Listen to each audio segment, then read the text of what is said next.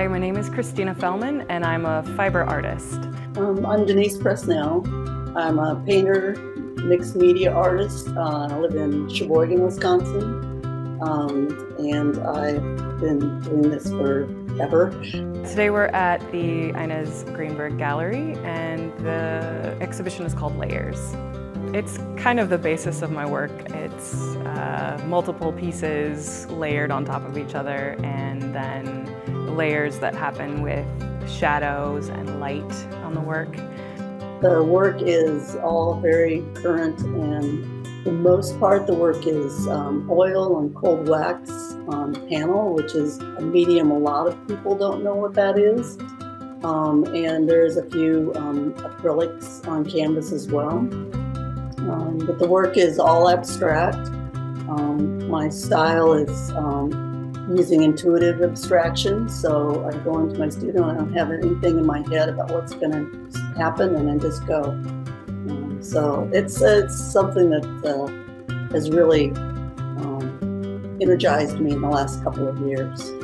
Yeah, so they're fiber art, meaning I'm using paper and fabric and stitching all of the pieces. The process is I take thin wire and I create a shape with that, and then I hand stitch either the paper or the fabric around that shape to create these little individual pieces that I then assemble together into a larger piece.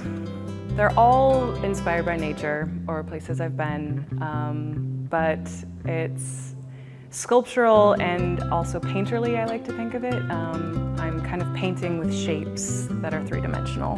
So that in my work, there's a lot of layering of marks and color and line, and with this cold wax medium, I'm able to dig that down through layers and bring up things that I started in the painting to show up even in the end. So they're going to see a lot of, again, just colored marks. I use all kinds of unorthodox tools. I rarely use a paintbrush these days, so I use brayers or rollers, tools that just scrape the paint across the surface.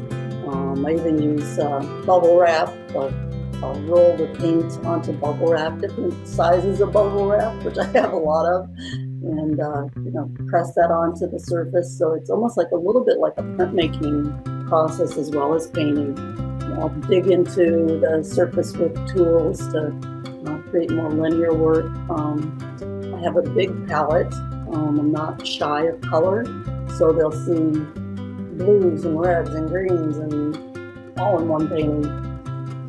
So that's probably what'll strike them when they first come in the room. Is kind of get hit over the head with a lot of color. My recent trip to Iceland was a huge inspiration with a couple of the pieces. In fact, this one behind me was inspired by the glacier that we saw. And then I was in Paris last fall, which this floral piece is actually inspired by. So my travels obviously inspire, but it's just like the world around me. So what I'm seeing, what I'm like, I don't know, intrigued by, whether it's a picture I've seen through the Hubble telescope or something that I'm encountering in a museum or just in a hike out of doors. So all those things kind of get into my head and then come out in these pieces.